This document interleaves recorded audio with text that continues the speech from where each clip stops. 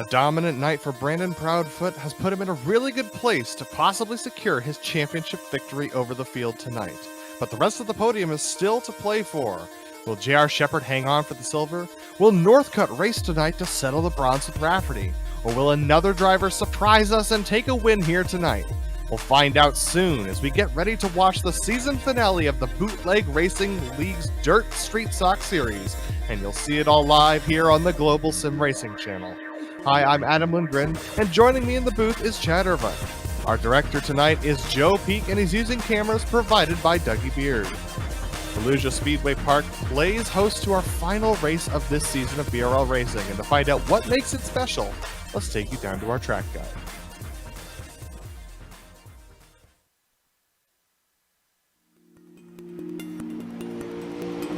Welcome to Barberville, Florida and Volusia Speedway Park, a track that bills itself as the world's fastest half mile, as a sprint car holds the record around here at 12.5 seconds. That's even more incredible when you look at the track. While it's listed as an oval, the backstretch has more of a D shape, and the corners are long and sweeping enough that even down the front straight, in some cars, you're never going truly straight here. And the turns, while banked, they are only banked at about 10 degrees, so it is those long, sweeping corners that really help those high downforce cars keep the power down. Volusia wasn't always paved, even held some NASCAR races in the late 80s and early 90s, but the asphalt was tore up and the dirt put back in around 1998. Since then, in addition to your weekly complement of street stocks, late models, and modifieds, the World of Outlaws makes trips to Volusia every February. The sprint cars 1 week, followed by the late models the next, all a part of the annual Dirt Car Nationals. Can't forget the UMP Modifieds tearing up the clay surface here as well. They make several trips here a year. Now it's time to see if today's crowd can claim a win at the world's fastest half mile.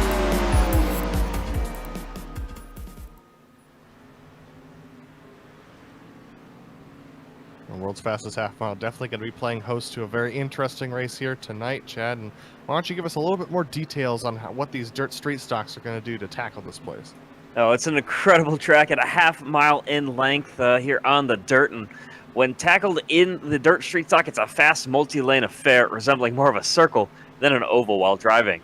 The dirt street stocks can keep upwards of 70 miles an hour in the corners, and we'll see slide jobs galore here if they're performed carefully. That'll be the most effective way to pass.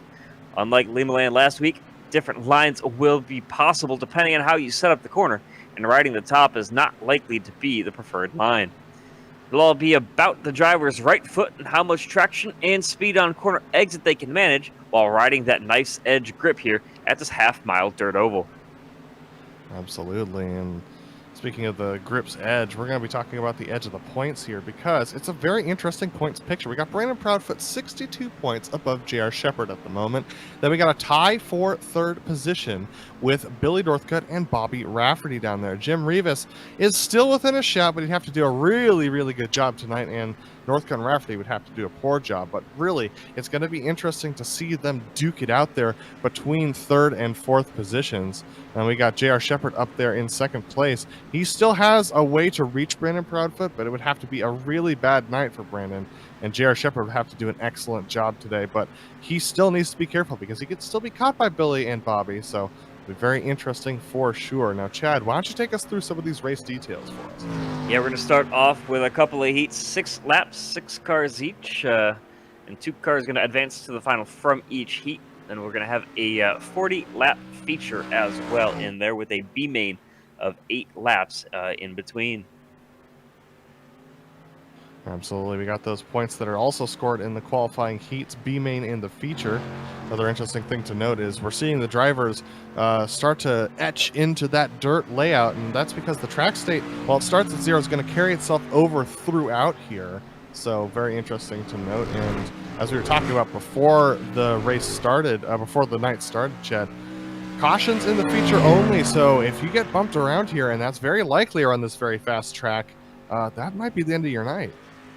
Yeah, these cars are pretty resilient, but at the same time, you do have to be careful with them because a little bit of steering damage goes a long way, especially when carrying speed off of the corner and onto these straightaways. It can definitely ruin your night and get uncomfortable quick, especially depending on how slick the track gets. Absolutely. So we're watching practice right now, taking a look at Brandon Proudfoot racing in VR right now. I believe that's a Quift. Oh, sorry, it's Chris Davis, rather, who's racing in VR. And Chris, he's got a nice little window behind him, and it's sunny outside. Take a look at that. I've never seen a sun quite so white as that, but I think that might be the change to iRacing's lighting system they came out with in the update this week. Oh, yeah, well, there you go. I mean, it's looking pretty good for him for sure. And now we got Brandon Proudfoot there with those proud feet going around this track. And Brandon also in VR. Quite a few VR drivers take up dirt because it just gives you a better sense of car positioning and speed when you're going sideways like that. And I can completely understand why, having been someone who's taken up VR recently myself. So absolutely great to see these drivers heading around. Brandon Proudfoot currently second in practice. Only 19 100ths behind, 1,000ths behind Rafferty, who currently has the fastest time. Yeah, the top four all within a tenth of one another, with Hayes being just over a tenth, just behind. So the top five really all right there together. And as this track breaks in, it's going to be interesting to watch how that carries on through the night as you start to see kind of a piece of the middle of the track there start to slick itself off. Absolutely. So that's going to start to cause problems for drivers heading through the middle of the track, but that also means that the middle, it's still going to be fairly quick down there because the outside really does tighten up off of the corners. So it's going to be pretty sketchy for them to hang out up there on the cushion. So I'll be very interested to see how the drivers handle this clay patch that's starting to develop, the dry patch in the middle of the racetrack. So we see Kevin Moody pulling into the pits here. Obviously, the drivers are hoping not to use the pit entry tonight, but there it is. Kevin Moody heading in. We get the 19 here of Ryan Seneker, who has does not have the quickest time out there yet. He's only run a couple of laps, so hopefully we'll see that improve. Yeah, and I'm watching a couple of these guys. They're running alternate lines every single lap. I mean, Proudfoot, he was going in the high in 3 and 4, then low in 1 and 2, and continues to stick to the inside. But guys just experimenting all over this racetrack. They're trying to find out what does and doesn't work. The biggest thing here is that with how wide this track is, if you're running the high side, you're going to lose so much distance just based on the longer turn radius of this track.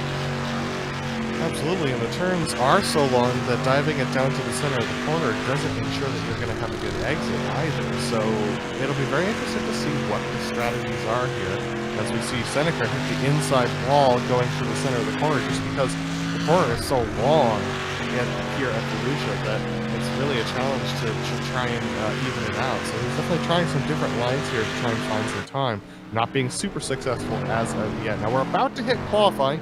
It's a 5-minute qualifying. They get 4 laps to try and set a time, and they're going to have this track state to deal with, so it will not be re-prepared for them.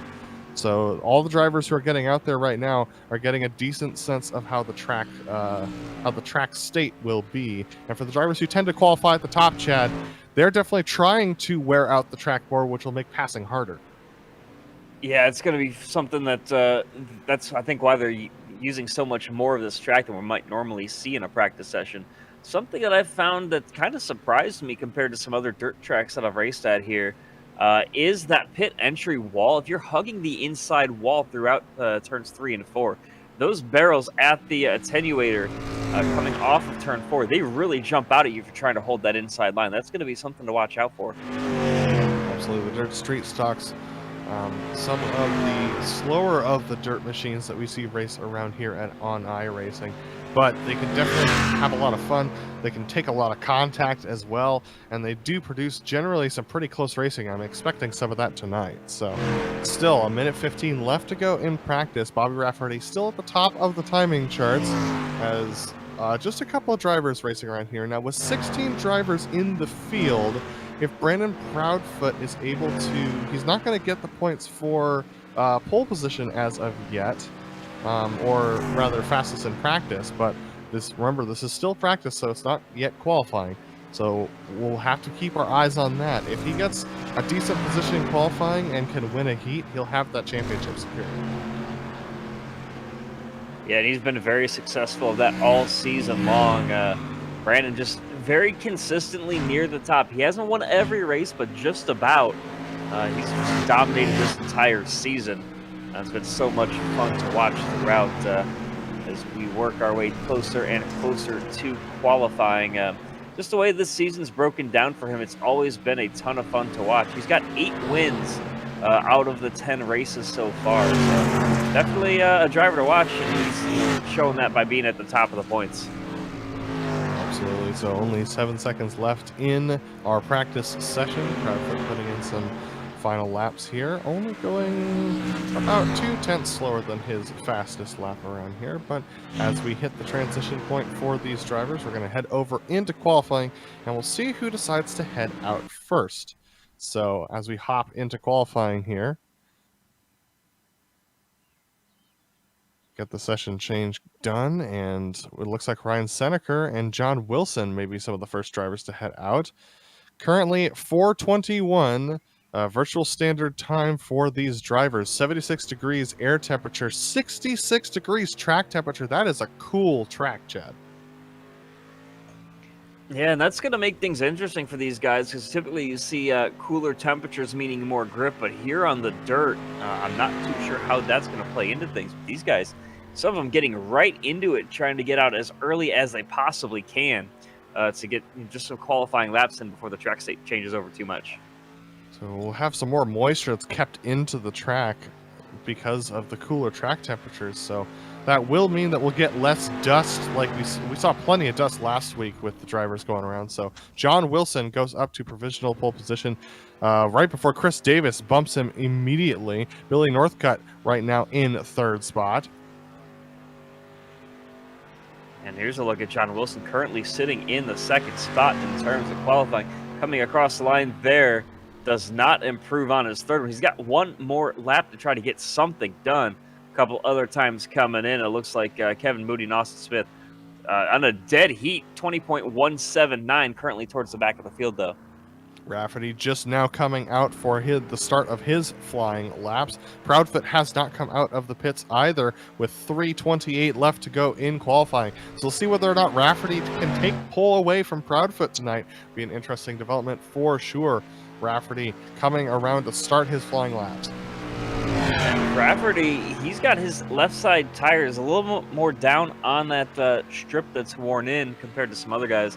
And then Jim Revis is actually, like, he's got all 4 tires just about almost to the inside wall. So just different drivers pulling different laps, and it's interesting to see how those play out, because all these guys are all within about a tenth of a second of each other. Rafferty up to 2nd position, so not enough to get that pole position quite yet. Steven Spires goes faster than him, Billy Northcutt, so these drivers definitely going faster on their later laps, which might be why Proudfoot is just now pulling out of the pits. So very interesting for sure. Bobby Rafferty cannot go faster on his 2nd lap. He's going to park it and try and spool it up a 2nd time. So let's see what Proudfoot can do while Rafferty's getting himself spooled back up. Yeah, and that's the big thing about having more than 2 laps in qualifying, is you can take your time. If you make a mistake, you can reset your car and go again, compared to, say, if you only have 2 laps. If you complete one or make a mistake on your 1st and then do something on your 2nd to butcher that lap, you actually have an opportunity to fix your mistake here with more than 2 laps. J.R. Shepard right now, he comes across to go to 7th spot. Here's Brandon Proudfoot. His first time across line's a 19.7. That's not going to be quick enough for him to be towards the top of the field. He currently sits in at the 8th spot. No, so the drivers who are waiting are trying to wait for the track to get cooler, so down from 66 to 64 degrees. But as the track continues to wear, it's actually slowing down a bit here. So Proudfoot coming around for his 2nd lap. He tried out a different line that time around, can't go faster. So J.R. Shepard up to 6th position on his 3rd lap. But remember, JR's trying to hang on to 2nd place, only about 24 points over 3rd position. Proudfoot is in a pretty sketchy spot right now down there in 8th position. A decent corner exit that time around, a 19.723, his fastest time yet, but still can't get out of 8th spot. Yeah, he really washed up the track there in 1 and 2 last time. Looks a little frustrated there watching him in the VR. But he comes around here through 3 and 4 now, holding the bottom the entire way around. Can he improve? He does not. And J.R. Shepard couldn't improve either, so Proudfoot, 8th position. That's very unusual for Brandon. Chris Davis, though, looks like he's going to get provisional pole up at the front of the field. So very interesting developments here. Billy Northcutt, can he improve his position? I'm not sure he can. We still have 40 seconds left, but the Billy's going to be done here. So I think Chris Davis has got this thing. Yeah, and some of these guys, looking at Brandon Proudfoot especially, he's just out there still logging laps on his end, just trying to get a feel for this track. Maybe something's changed since that practice session to where it's maybe rubbered in just a little bit more, just slicked off just a bit to try to, you just can't figure something out with it. He's just out there logging as many laps as iRacing lets him after he's done with his 4 qualifying runs. Well, J.R. Shepard and Brandon Proudfoot in relatively similar positions who are going to grid for the first heats, so we'll definitely have to keep our eyes on that as far as the points positions are concerned. So let's take you to the grid of our first heat. We have got Chris Davis, who's going to be leading off Heat 1, with Bobby Rafferty in second position. Then we've got Jim Rivas, who's going to start off in third, Chad. Yeah, Todd Liston's going to start fourth, and then back row is going to be Robbie Robinson and Austin Smith. So smaller field, 6 cars here for Heat number 1, and only 2 will transfer to the feature. Absolutely. So that track pretty worn off in the middle groove. I think that was what was frustrating. Proudfoot and Northcutt as well. So let's see what happens here. Chris Davis is going to choose the high side because you're allowed to choose your lanes here in the BRL Dirt Street Stock Series. So high side choice for Chris Davis. Rafferty on the bottom lane. So we'll see who gets the better jump here, as the iRacing pace truck is going to pull off here as they start to round the corner, and we will get ready to go. What is Chris Davis going to do to launch this field? Is he going to wait, or is he going to go early? Let's see what happens here. Chris Davis waiting for the pace truck to leave. The pace truck makes a very quick... Oh, they're going to do another lap around here. All right.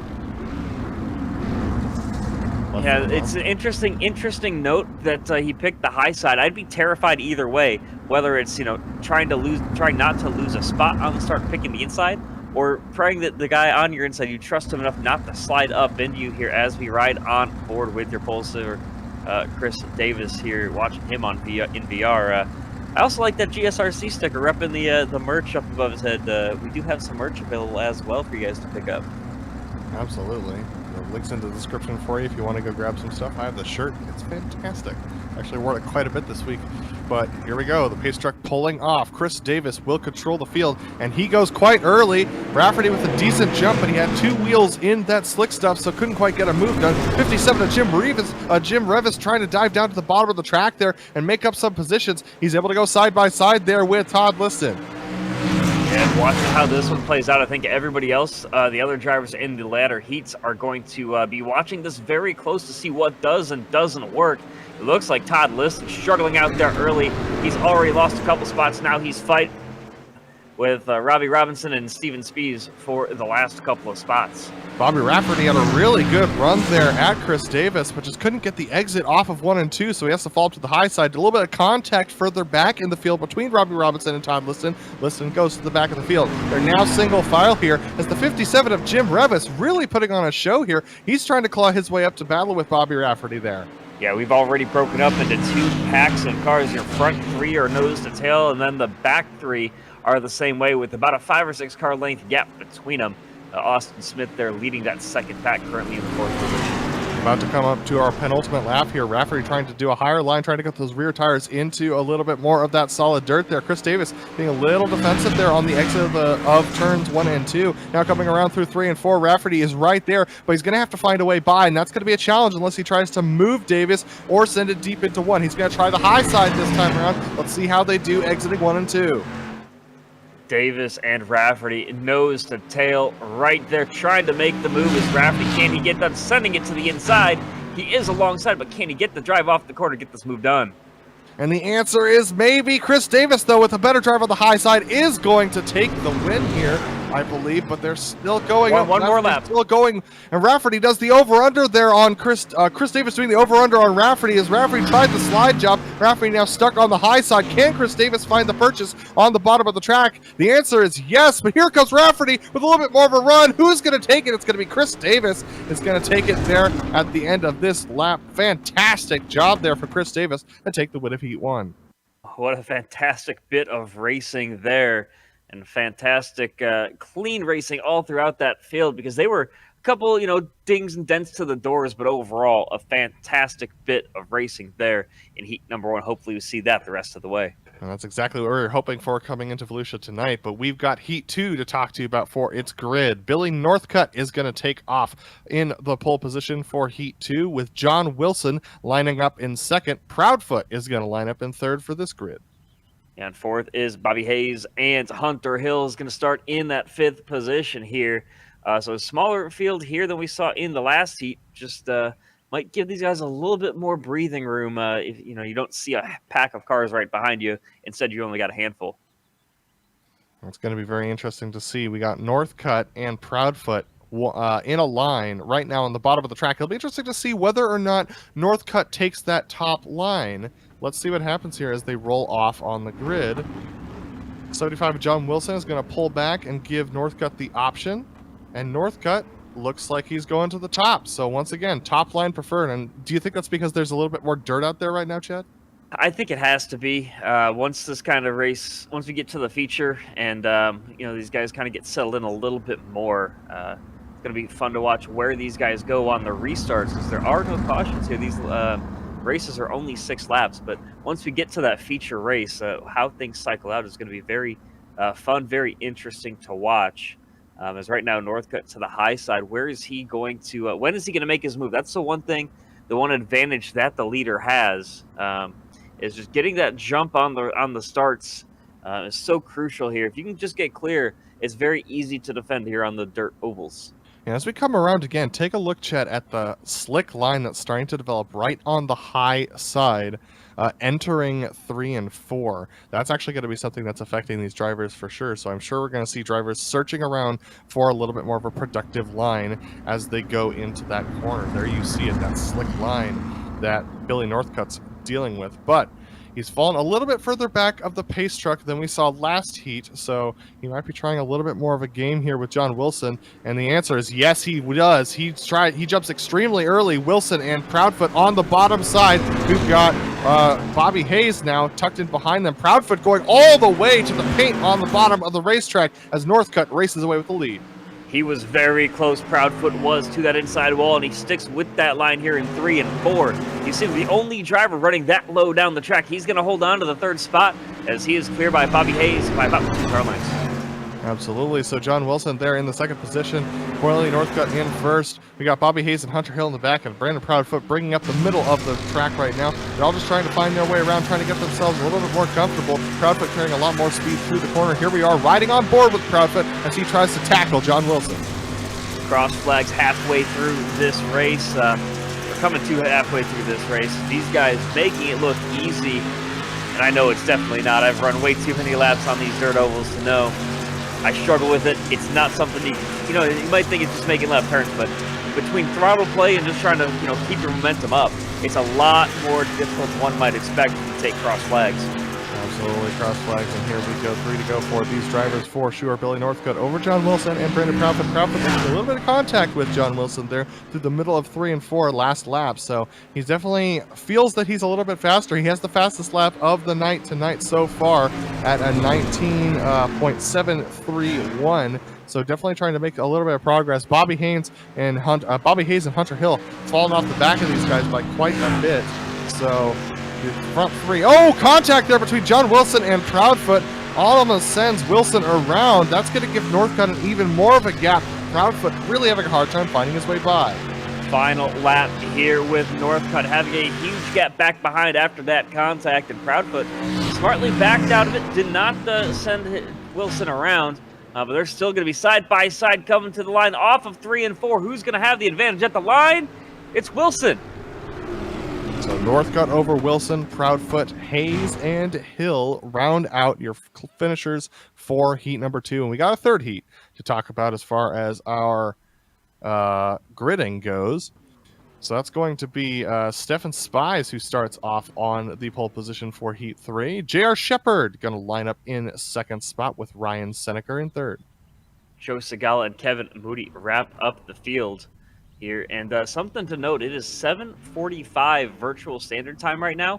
all the slick spots that we're talking about on the track, with where the sun currently rests, you see that glare coming off. That can be very distracting to you when the car. It can definitely make you maybe miss your turn-in spot. And if you do that by just a couple of feet here on the dirt, it definitely going to throw your lap out the window, and you got to just pray that nobody gets by you.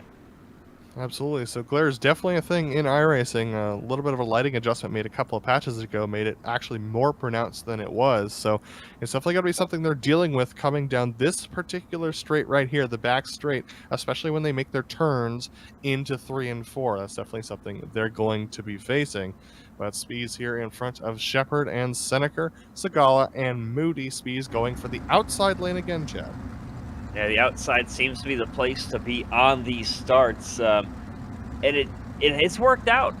Just about, I think everybody, the top 3 starters from both of the first 2 heats finished in their respective order. So not too much passing, but with as short as these heats have been, you just don't have much time to set up your moves. 44% humidity out there, so the track is drying up a little bit for these drivers. We're starting to see some dust being kicked off by the pace truck. Wow, that's about a 4 to 5 car gap between the truck and Steven Spees here. So this is going to be interesting to see for sure as we come around to take the green flag. Spees definitely trying to get a little bit more of an advantage here, so he waits for the pace truck to leave, and he's going to jump on it early. Shepard going all the way down to the bottom line, almost clipping the tire barrier to try and get a good run. Does get a decent run, but still has to fall behind Spees. Shepard did a great job just timing his start perfectly on the inside of the pole sitter, but not everybody behind him got off to as good of a jump. There's a decent gap back behind Shepard, back to Ryan Seneca. Absolutely, a side-by-side between Segala and Moody. Moody's actually going to be the one who falls behind there with Spees in front of Shepard. Shepard actually putting some decent pressure on Spees. Spees, a little bit of over-rotation there through 1 and 2. That's actually going to make him slow off the corner. JR Shepard to the inside. Side by side down the backstretch now into 3 and 4. Can Shepard do anything with it? He's got the shorter radius to the corner, but does he have the momentum? I think he might be just about clear. Not yet.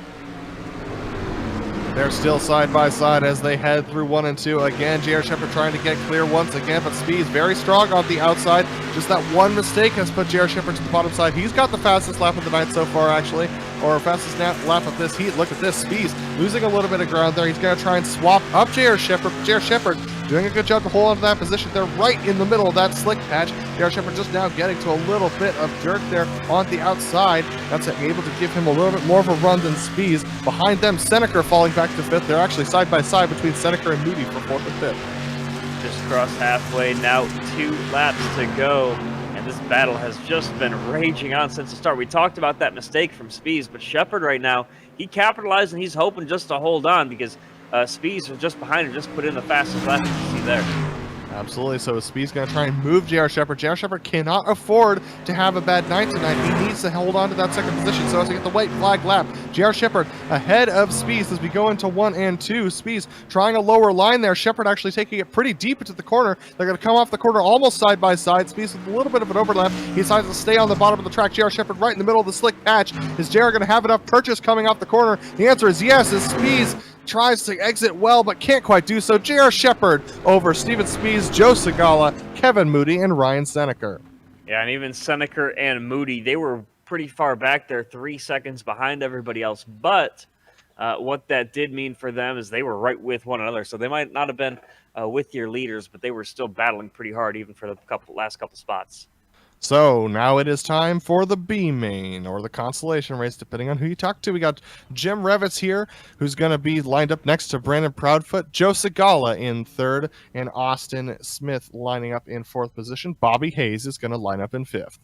In 6th is Kevin Moody, then Robbie Robinson and Hunter Hill take up row number 4. Row number 5, wrapping up the field, is Ryan Seneca and Todd Liston there in the 87 machine. So the B main, a little bit of a longer race, 8 laps versus 6, and quite a few more cars. So this definitely makes things a little bit more chaotic here, Chad. Yeah, it was very spread out the first race, just because the first couple of races, just because of how few cars were out there. But now here with a bigger field and a longer race, these guys are going to have a little more time to set up their moves, a little more patience from them, as we see Revis taking to the top side once again. Absolutely, definitely more purchase up there on the high side right now. We saw that out of J.R. Shepherd and Spees at the end of that last race, but Proudfoot has a much better opportunity this time around, starting out on the bottom side. So he has an opportunity to win the B main here, put him in a good position, starting position for the feature race. The feature race definitely is going to be an interesting one, considering the speeds and the side-by-side nature that we've seen over the course of this race, Chad. Not only the speeds, not only the racing that we've seen so far, but the length of the race. We're going from 6 laps to 8 laps to 40 laps. That's going to be incredible to watch here. But first, we have our B main to get to. All right, so Revis on the outside. He is the leader. Proudfoot is on the inside, so Revis will have control of the field as soon as the pace truck pulls to the bottom here. He's given it about a 2-car length gap between the truck and himself, so definitely thinking about going a little early here, so he's going to wait just a bit here. Proudfoot does a little bit of a jump, and Jim Revis actually waits for him to do that to get a good opportunity to come off the corner, but Proudfoot still on the low side, and he's trying to power it through, trying to stay off of Revis as Revis cuts down across the nose of Proudfoot, retaining the lead. Revis clear of Proudfoot, then Segala, Smith, and Hayes, but they're still 2 by 2 further on back in the pack. Just waiting to see timing and scoring update here as they looks like the front 5 are all single file. Absolutely. So Revis, Proudfoot, Segala, Smith, and Hayes. Smith able to cross up. Hayes there and try and get that 4th position away. And here we go into the corner once again. Still side by side between Smith and Hayes for 4th and 5th. Kevin Moody trying to get in there, and so is Robbie Robinson. It's almost a 4-car train there. And 3 wide through the corner further on back, especially with Hunter Hill kind of getting stuck in the middle of it. Some of these guys, like Kevin Moody, wow, some of the moves he's trying to pull off. Absolutely. So Kevin Moody on the bottom side has moved himself up into the 4th position. 3 wide once again between Bobby Hayes, Todd Liston, and Robbie Robinson. They actually make contact there. Hayes backs out of it 3 wide as they cross the stripe for 5th. And 1 car, the 87 of Todd Liston, all the way down to the inside, kind of the sandwich there between the white wall and the car to his outside. And he's just holding on for dear life, waiting for these guys to try to get themselves sorted out because he doesn't have much room to work with. Bobby Hayes, who started off in the 5th position, falling all the way back to 8th, unfortunately, but now the battle for the lead has picked up again. Revis and Proudfoot were side by side and still are as they exit 1 and 2. Yeah, Revis with that longer line around the outside, but he's got to drive off. You see how much momentum he picks up right there, and now tucking back into line is Proudfoot. Proudfoot just using this right now, I feel like, to learn how everybody else around him is running. Here's a look at the onboard here with Proudfoot. He's just watch him fight this wheel. Turns in, and then now just sawing it, working the throttle. His right foot, you see it there, just kind of playing with that throttle, just trying to do it his best and find a way around Rev. We got 2 laps to go here. You may think to yourself that driving dirt requires a lot of sawing at the wheel, but some of the smooth dirt drivers are the ones who have the smoothest wheel inputs as well. And we're seeing this from Proudfoot as we're watching him on board and on cam with him as he's tackling this in VR around here. White flag lap. Can Proudfoot bring anything for Revis? He's going to take it all the way down to the inside wall, scrape off a little bit of the white paint onto the bumper, but I just don't think he has enough purchase to get by Revis without making contact. Here he goes to the bottom side again. He's going to wash up into Revis, but Revis, with a good exit, is going to win the B main. Proudfoot 2nd, Segala 3rd, Moody 4th, Robbie Robinson 5th. And Austin Smith takes home the 6th spot, followed by Bobby Hayes, Hunter Hill, Todd Liston, and Ryan Seneker, wrapping up the field here in the B main. And now we get to the practice before the feature. A little bit more time to scrub away a little bit more dirt from the preferred lines for the leaders, and a little bit more time for the folks who are going to start off in the middle of the pack to figure out what lines they're going to take to try and make some passes here, Chad. Wow, and look at everybody just right away taking to the track. Nobody wasting any time getting out there. Whether you're trying to, as you mentioned, work in the track for everybody else, they don't have as much grip, or if you're just trying to get used to the changing track positions. If you haven't raced since Heat 1, it's going to be a completely different track to you than what we saw about 10 or 15 minutes ago for those guys. Absolutely. That slick spot's now taking up about 30 to 40% of the track at its worst points. We see Liston put in the fastest lap here on his first lap around. Only a couple drivers not taking to the track right now, Kevin Moody and Bobby Hayes. everyone who showed up tonight will be in our feature race. 40 laps. Interesting thing to note, there will be cautions in this 40-lap feature race. The caution laps do not count towards the lap count, and at 10 laps to go, cautions go from double file to single file. Yeah, and Proudfoot, we saw him kind of struggling here compared to what we normally would see him do in the earlier sessions. But here in the warm-up session, he is currently sitting at the top of the charts. No, just as I say that, Steven Spees going to the top, but only by 3/100ths of a second. Rafferty now takes that second spot. So these guys just churning in lap after lap at the fastest speeds that we've seen all night. Yeah, a 19.87. It's a pretty decent lap for tonight. We've seen laps as low as a 19.6 earlier on in the night when there's a little bit more dirt to play with. But you can see just how large that slick spot is. But the drivers have to run in it, Chad, because that's the fastest line around the track. Going all the way to the high side not only poses a danger due to the walls, but also you just have so much more distance to cover. Yeah, and with the geometry of this track, especially down the back, you'll see it here. Just the slick spot, how it actually carries now all the way from the corners. It crosses the entire racetrack almost out to the wall and keeping that slick spot all the way down. So there's not really good opportunity to get yourself straightened out. Now we see car, and a big wreck there. I believe that was the 22 that we were with. That was Rafferty. Yeah, that was the 77 of Rafferty. Getting into the wall there. He ended up collecting 12 of Hunter Hill, but just had a little bit of fun there in the warm-up. Yeah, Rafferty's going to line up in 4th position for the feature. J.R. Shepard in 3rd. Brandon Proudfoot lining up in 8th spot for the feature race. So he's got some work to do. Now, granted, he's not really at threat for the points still because 16 people here and he's made his way into the feature race. As long as he finishes, he will secure that points victory for himself, even if J.R. Shepard has a good night. But you can see, I think Proudfoot's actually exploring that high line, Chad. Interesting development here. He's taking his car very deep into the high line out there. Yeah, and by the way, if we're looking at the points, Northcutt and Rafferty came into the night tied for points. It looks like they're going to be separated by just 1 point now, as Northcutt actually won his seat compared to Rafferty, who finished second. So 1 point advantage for Northcutt in the points as we head into the final feature race of the season. Very, very interesting. Wow, but 22 of Proudfoot, our director, Joe Beat, is saying that he's actually picking up that left front wheel in the corners just with the amount of weight that he's carrying as he snake his way past, I think that was Kevin Moody who was upside down as he was entering 3 and 4. But closing into the final 30 seconds here of this practice session, Proudfoot trying to find some speed up there, and it's not coming to him. 20.5s up there on the high line versus the 19.9s everyone else is getting in the middle of the track. Yeah, he's won 8 races and trying to make it 9, but he's going to have some work to do to get that to happen, because he has not shown the fastest car at all here yet tonight, but still shown some fantastic pace throughout the events this evening. Steven Spees, though, up at the top of the timing right now as we take 15 seconds here in the final warm-up. So what are the drivers going to do in the feature? How are the drivers going to handle having 16 cars out there racing side by side when we come to the line? It will be fascinating for sure.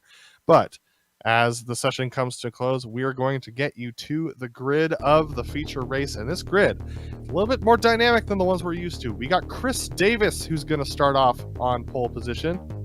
Then we have Billy Northcutt lining up in 2nd place. J.R. Shepard's going to line up in 3rd with Bobby Rafferty in 4th. John Wilson in 5th spot with Steven Spees in 6th. Jim Revis in 7th. And Proudfoot is going to line up in 8th. Joe Segala takes up the inside of row number 5 with Kevin Moody to the outside there. And then starting in row number 6, it is Robbie Robinson on the inside in the 11th spot. Then Austin Smith, Bobby Hayes, and Hunter Hill make up row 7, followed by Todd Liston and Ryan Seneker, wrapping up the field here for the final race of the season. Absolutely, and Chris Davis is going to go to the outside for this first start here. Well, I guess the only start. After this, we have restarts if we get cautions. That's going to mean Billy Northcutt's going to line up on the inside there. J.R. Shepard is going to line up behind, actually, Chris Davis, and Rafferty's going to line up on the bottom side. So laps don't count under yellow, just as a reminder. So after we get done pacing here, every lap under yellow is like a pace lap, so it won't count towards the overall 40 lap count here on this race. Now, how many laps does it take for these to go official? Just like Formula 1 where you take 2 laps and you call it a race? I'm not sure if we have a time limit here, so it'll be very interesting. There's no limit for incident count either, so. Last race of the season, can't hold anything back now. 40 minutes would be the maximum amount of time these drivers can do around here, so I suppose it would be as soon as they take the green flag, it could be called official, but I highly doubt we're going to see that many cautions here, Chad. These drivers have shown themselves to be pretty apt around this track, and let's see who's apt at taking the start. Chris Davis will lead them to the line as the iRacing pace truck's going to pull in here. Chad Davis will lead with Billy Northcutt in second on the bottom side. Chris Davis launches, and Billy Northcutt, not a great start from him. He's actually under some heavy pressure there from Rafferty on the high side. J.R. Shepard's way down on the low side. We're 4 wide as we go through turn 1 the further back. Wow, these guys fanning out real early. Not a great launch off the line there from Northcutt, but hanging on for now. As he's all the way down against the inside wall. Chris Davis, a little bit of struggle there. They're side by side for the lead, and we're still 2 by 2 all throughout this field. Northcutt wants that third position secured for himself in the championship. He's trying to make his way past Chris Davis, and he's actually got a half car length ahead of him on that low side. We have Steven Spees up in the middle of that, as well as Bobby Rafferty on the high side. It's 3 wide as they exit the corner with J.R. Shepard on the low side. And look at this, Northcutt's cleared him. An absolutely fantastic move there from Northcutt to get to the point, but can he keep it going? Look who's hunting there down on the bottom. That's the 22 of Proudfoot. He's doing everything he can to work his way up through this field. Proudfoot's found some dirt and some purchase there on the low side with that inside left rear tire. It's still 3 wide as they exit the corner as they enter 1 and 2. Still 3 wide once again with the 55 of Steven Spees in the inside. On the middle of that, we got Chris Davis on the outside, Proudfoot on the inside. They're still 3 wide. They've been 3 wide for 3 laps, Chad. And it's a fantastic bit of racing. Rafferty wants to get involved, peeking his nose there in between the 22 and the 55. Almost 4 wide as they go into 1 and 2 once again on lap 5 here for these drivers. Billy Northcutt hanging on to that lead right now. Steven Spees tucked in behind him. Bobby Rafferty all over the place off the bumper of the 7 of Chris Davis. This is some intense racing at the front of the field. Absolutely no room for error. These guys not giving each other an inch of space. Northcutt still up front, followed by Spees, then Proudfoot, but look up front. These front 2 very close to one another, almost some contact there. Spees almost hooking Northcutt there with a hook to the bumper, just a little bit off of the corner. That slowed both of them down a little bit, giving Proudfoot another opportunity on that low side. He's definitely trying to find his way to a little bit more dust. We got Jim Revis, who made contact with Chris Davis, who's fallen back to 6th position, further back in the pack. But look at this. That's possibly a swap over from Spees. Is he going to look to the inside? He peeked his nose, but thought better of it, just holding his spot, biding his time for now, maybe just saving his stuff a little bit more as this race wears on, because we're single file, basically your top 8 guys, just not leaving anybody any room out there. One more time on the board with Steven Spees as he's trying to challenge Northcutt. He's got Proudfoot behind him by about half of a car length. These drivers now all single file, trying to find their way around this track, trying to find a quick line for sure. None of them really able to do any better than Northcutt at the front of the field. A couple of drivers trying something different. Rafferty's going to look to the bottom of the side. So is J.R. Shepard. J.R. Shepard's liking the inside all night tonight, Chris. Yeah, Northcutt, Spees, Proudfoot, Rafferty, Shepard, your top 5, followed by Rivas and Davis there. And there's so many battles all throughout this field that we can't pick just one to look at. But up front, it's still Northcutt and Spees as we work lap number 10, coming up on a quarter distance here tonight. Proudfoot's got a decent run right now on Spees. He's looking to the high side, finding a little bit more purchase on the high dirt there. But once again, it's a little bit slow through the center of the corner, so he can't really get an advantage there. We're riding on board with Proudfoot. Proudfoot into the outside wall there, so that means he carries all that speed up through that high dirt. He's going to try and hang on there as Rafferty's looking to his inside right now, but Proudfoot able to recover. Yeah, that launch that he gets off the corner is just incredible from Proudfoot. Watch how much of this track he's using all the way to the wall here. Gets his right sides into that dirt patch, and then he goes all the way up, about a full car width above anybody else that's in front of him. Like this, Spees with a little bit of an opportunity inside. Can't quite get it done though, unfortunately, so he has to fall back in line. We've gotten all single file here as these drivers have passed the 1/4 mark of this race, and we're trying to figure out, everyone's just trying to figure out what's going on. Just trying to figure out what line they're going to take, just riding around a little bit till we get a little bit further into the race.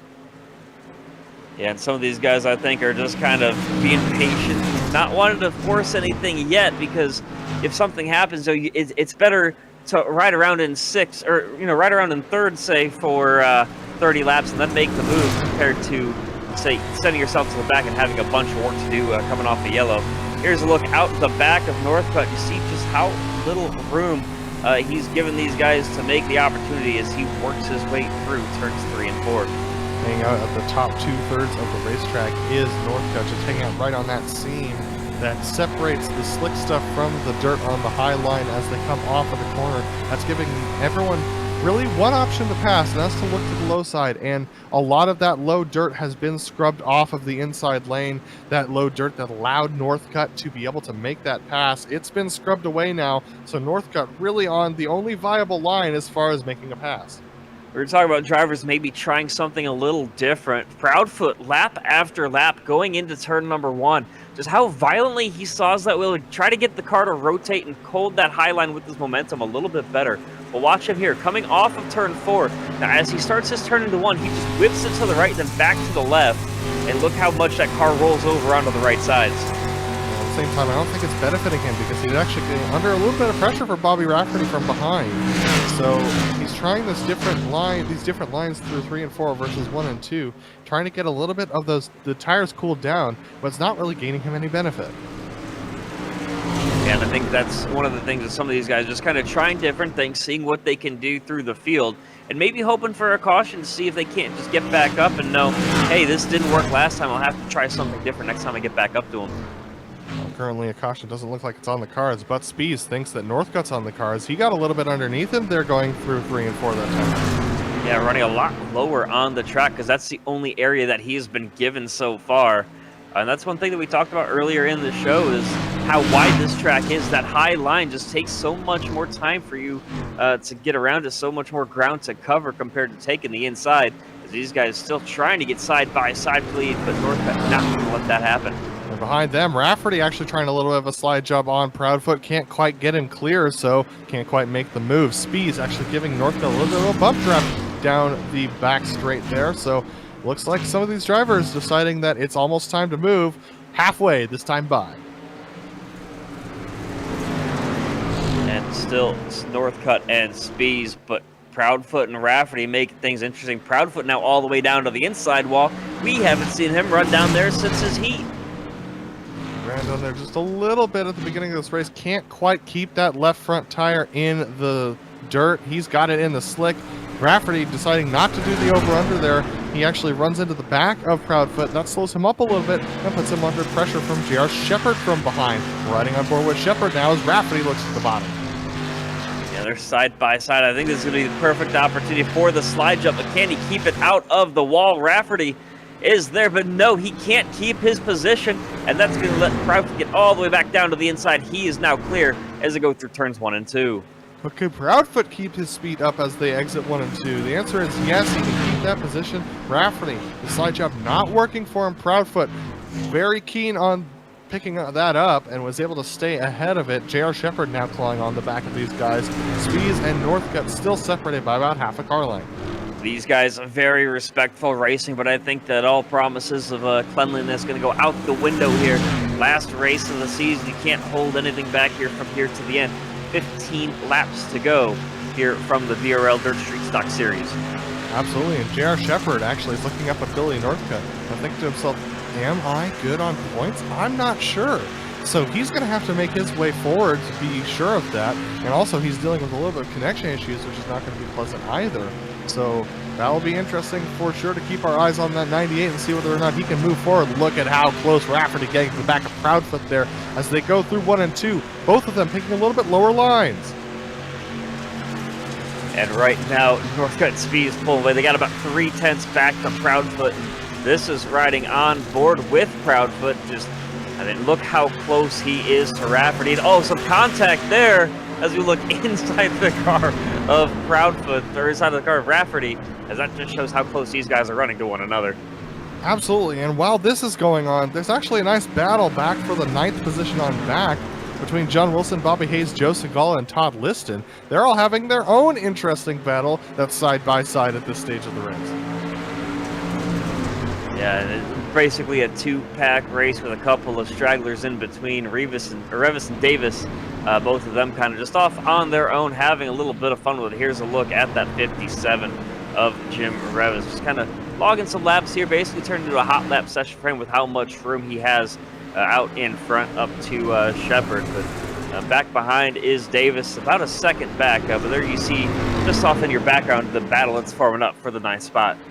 Absolutely. So these front 5 really hang on to that, and there we see them all snake through the battle for first, all tucked under a blanket here for these drivers. We are crossing now into the last quarter of this race, and it's time to make some moves. Proudfoot to the middle of the track, Rafferty all the way to the bottom.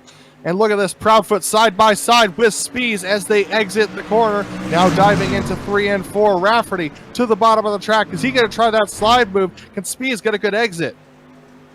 Have to see here. Proudfoot, fantastic move there, but what this has done is given Northcutt just a little bit more room as Proudfoot now looks to be clear, but can he keep his momentum up?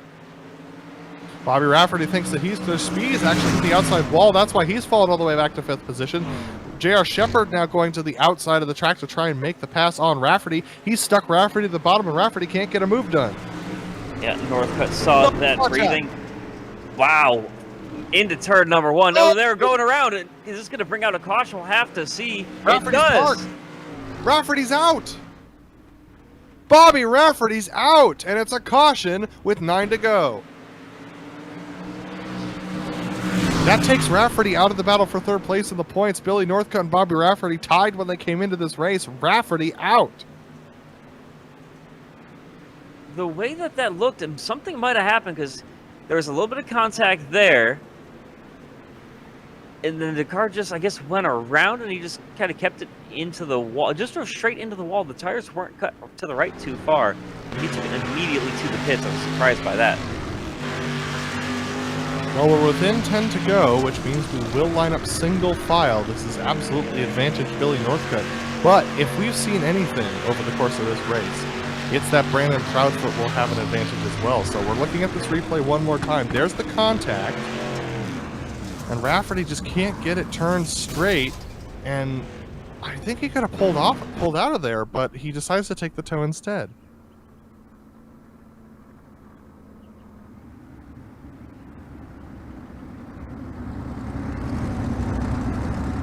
So, Chad, it's definitely going to be interesting here. Proudfoot's going to have an opportunity to really challenge Northcutt, really on his own, on his own merits here. J.R. Shepard in 3rd position. I think we're going to see this completely fan out when we go into 1. Yeah, if you're J.R. Shepard, you have to be wondering, or sorry, if not Shepard, if you're Spees. If you're Spees right now, you have to be wondering if you have any damage from that. You saw him kind of get into the left side of, in that contact, so gonna have to see if he can keep things clean. But right now, Brandon Proudfoot thinking it's the last race of the year, can't hold anything back now. So Northcutt will lead them to the restart. He's going to go to that high side. Is he going to duck down to the inside as we've seen so many drivers do over the course of the season on their restart? Or is that slick stuff just too much of a deterrent? Let's see what happens here as the pace truck dives off, and Billy Northcutt with a decent jump over Proudfoot. What's Proudfoot going to do in 1? Northcutt actually hits the outside wall, forces him to the bottom side. Who's going to have the advantage coming off of 1 and 2?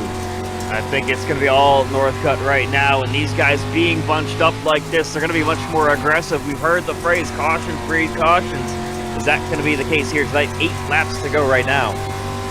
Absolutely. So Proudfoot with a good run on that high side, but Northcutt doing a great job on the low side trying to make that work. He's going to slide all the way to the high side. Proudfoot's going to have a good exit here. Is he going to look to the inside of 3 and 4? The answer is yes. We've seen him pick off one car at a time, sending it all the way to the inside, but not going to have the run off the corner. Northcut's going to hold on to the lead for now as Proudfoot tucks back in line.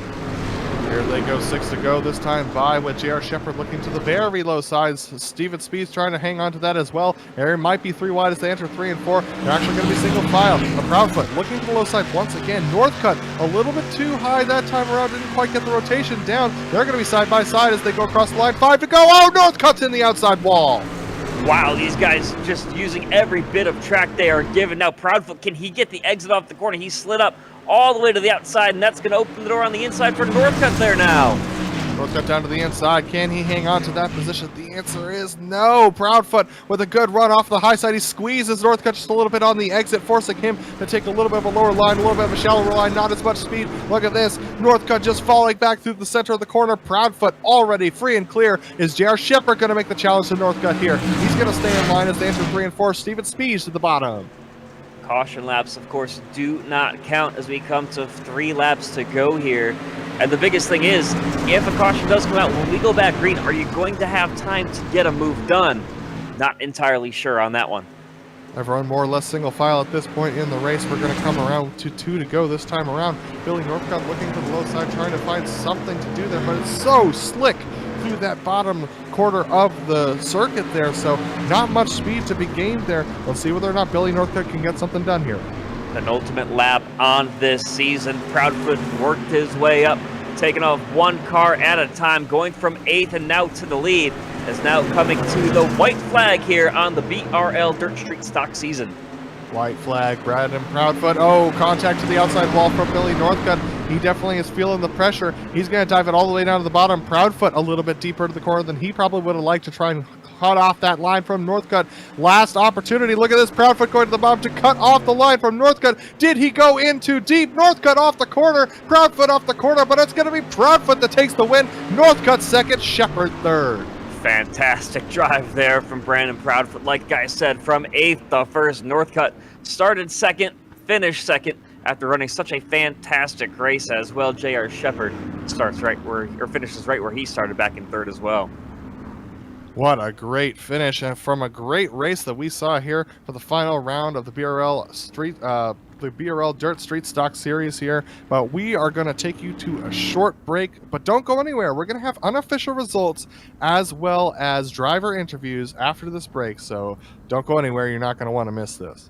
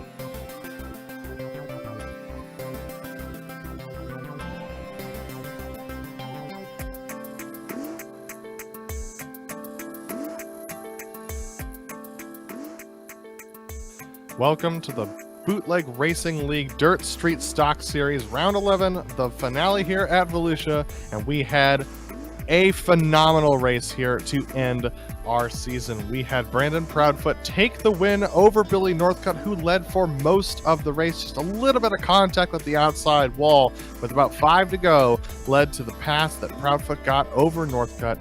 J.R. Shepard, a great work from him to climb his way up to 3rd position. Steven Spees falling back a little bit towards the end of that race, back to 4th position. Jim Revis going to come home in 5th today. Chris Davis falling back from a decent starting position down back to 6th, with Roger Robinson pulling his way up to 7th spot. Bobby Hayes finishing in 8th spot. John Wilson lucky enough to finish in 9th, followed by Joe Segala in 10th, then Todd Liston, Kevin Moody, Austin Smith, and Hunter Hill, followed by Ryan Senegar and Bobby Rafferty, making up the end of the field here tonight in the final race of the season. Well, we are going to talk to our race winner and championship winner, Brandon Proudfoot. And Brandon, what a fantastic race. I mean, it looked like it was a little bit of a struggle for you over the course of the night, but as you got towards the end there, you really were able to pick it up and put it down and get a nice pass on Billy Northcutt there.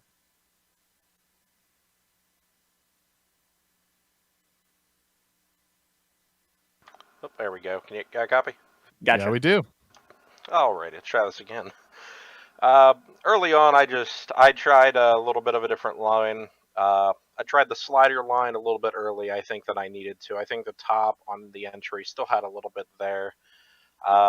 Real tough racing night. A lot of guys were able to hit the marks really well. A few guys qualified up there. Chris mentioned it now. Congratulations on getting pole. That was sweet, dude. But yeah, not the best starting position. I actually had to run an LCQ, but track was pretty interesting tonight.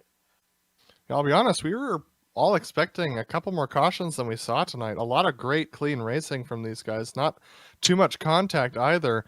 How was it out there? The track seemed to slick up very quickly over the course of the night. Compared to how old Volusia was before we had the moisture update, the track was a little bit different. Where normally the corners would be pretty smooth and the straightaways would be bumpy, it was actually the opposite. I think 3 and 4 is where you guys could really see that the most, as obvious as well as the backstretch, and that really permitted the guys to run those inside lines and have a stable car in the straightaways. And I think that's really what pertained to the lower caution count, the lower amounts of contact, because nobody's really having to struggle to get that straightaway grip. And it's all about the corner, and hitting your marks is really where it counted. Well, Brandon, I mean, I believe this is your 3rd season championship in a row for you. That's a great run. And I mean, are we going to be able to see, are you going to continue racing in this league going forward? Continue racing with this great group of drivers? I am, yeah. We're heading into the winter months here. Unfortunately, with COVID and everything, I haven't been able to get my real life stuff going. But into the winter months, I do continue to plan on doing the league here. I'm actually just dipping my toes into the water on the asphalt side, and here after I get some more seat time, I'm possibly going to be joining the guys here. Maybe not next season, but the season after on the asphalt side. So as far as running here, whether I get a championship or not, this league is really doesn't matter what I'm going to run. I'm always going to come back here. It's just such a great group of guys, and it's not even really about the championship at this point. Yeah, 3 in a row is great, but I wouldn't go to any other league. Well, Brandon, the floor is yours. We won the championship and the race. Who do you want to thank for this year? Fistful of bourbon, first of all. Champions get whiskey, baby.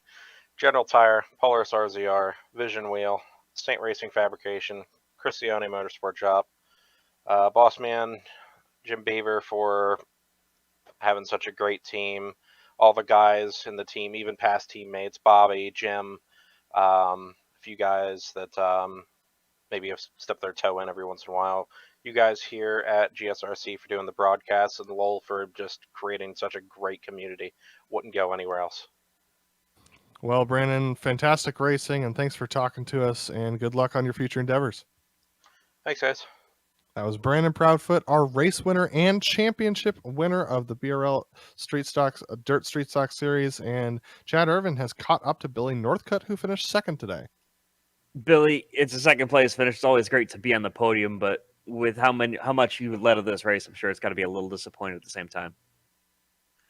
Oh man, I had a pretty decent lead there too towards the end, and that caution came out, and I stepped on it after that restart. It is what it is. I don't get upset if I lose races at the end, especially to Brandon. I mean, I come into these races in this league just to have fun, and I'm usually not too great at Volusia, honestly, and so I wasn't expecting much. And to have the lead the whole time, I felt like I was about to get ran over the first like 15 laps. Steven was a lot faster than me and just drove me clean, and then I ended up being able to squeak out to a decent lead to where I could relax. But there's definitely no negative feelings coming out of this one. Finishing second to Brandon, I'll take that all day. He got the championship. He got a win almost every time he was in here this year. He's the champ. So I got no hard feelings on this race. Yeah, and not only did you get second here tonight, but I believe if my math is right, you got third in the championship this season. And running with such a great group of drivers, we've seen some talent all throughout this field. How does that make you feel, just showing how competitive you are? That's a good feeling, man. I had some luck go my way this season. There was a couple of like wrecks with Bobby where we had got together and he ended up not being able to finish the race and stuff. So there was a little bit of luck. And then I missed last week while I had the points lead and fell back to a tie for third there. Um, so to come out of it in third with missing a race, I couldn't be happier. This group of guys in here is awesome. So, I mean, I would take a top 5 any day in here. And as we come upon the close of this season, what's up next on the horizon for you?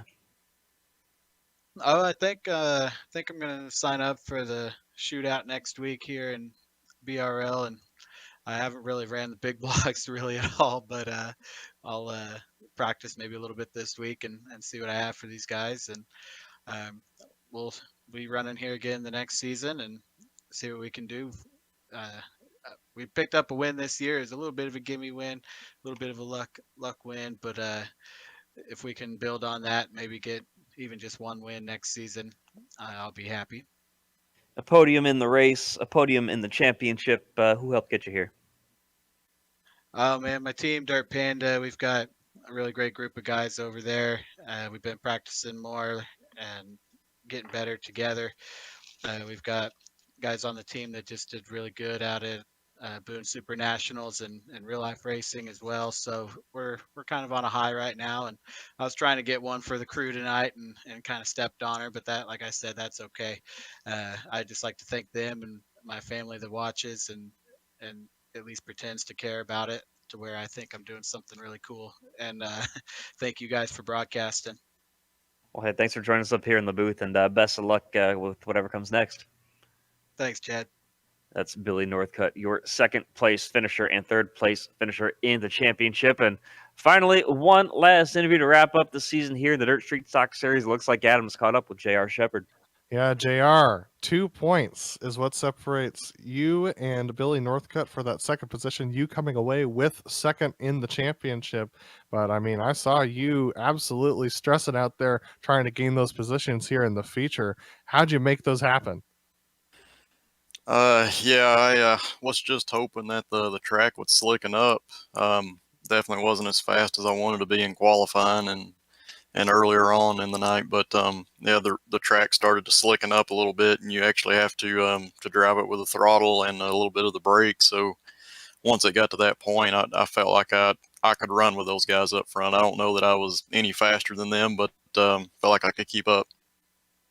You definitely were very close to the back of Northcutt by the end of the race, and yeah, I mean the track development definitely was something that was bugging everybody tonight. But at a track like Volusia, where speed is the game, how hard is it to maintain that speed, especially when it gets this slick? Oh yeah, it's definitely hard. This is a difficult track because it usually single files out a bit. So yeah, you've really got to make sure that you don't over rotate the car on entry. If you do, you're just going to lose a ton of speed. And was just trying to focus on that every single time. So I honestly had no idea where the points were. I didn't know how it was going to end up. So just trying to race up there and try to get on the podium again was really all I was trying to do tonight. Well, a fantastic third place finish of the race tonight and second place in the points. The floor is yours. Who do you want to thank for the season and the race tonight? Yeah, just thanks to the Bootleg Racing League and everything that Lowell does to put this on. There's a ton of guys in here, and they're all extremely clean toward one another. Race hard but clean, so it's hard to find a league like that. So just extremely proud to be a part of that, and thank you to you guys at GSRC. Appreciate everything you guys do, and look forward to next season. Well, thanks for talking to us, JR, and good luck in your future endeavors. Yep. Thank you guys. Appreciate it. That was J.R. Shepard, third in the race, second in the points, and that's going to close us out for tonight. We want to give a huge thanks to Lowell Jewell and the Bootleg Racing League for bringing us on for this, our final season of coverage, and we wish them the best of luck in their future endeavors. And thanks also to the companies that provide the software and hardware for our broadcasts that are going to be listed here on your screen. Additional thanks to June Lalonde, who provides our wonderful music there right at the bottom. See the screen for how to get a hold of more of her great work. Thanks to the team this season, Chad Irvin, Joe Peak, DJ Clark, Cameron Dance, Reese Gardner, and a special thanks to Sean Ambrose, and also Dougie Beard. If you'd like to find out more about GSRC, including upcoming races, you can find them at globalsimracingchannel.com, or you can check out our social media through the outlets listed at the bottom of your screen. And if you'd like to support the channel, go check out our merchandise store at gsrc.storemb.com. The link is in the description below. Don't forget to subscribe to our YouTube channel as well so you don't miss a moment here on GSRC. Now, up next on GSRC is going to be Grand Prix Legends this tomorrow at the Red Bull Ring, 9:30 a.m. Eastern Standard Time. It's going to be a great race. You definitely don't want to miss that. We also have upcoming races for many series that we have broadcasted listed here on your screen, so check those out and mark them down on your calendar. We hope you've enjoyed joining us this season as much as we've enjoyed bringing this racing to you, and we hope to see you back on our channel soon. But until next time, race clean, race hard, and we'll see you guys on the track.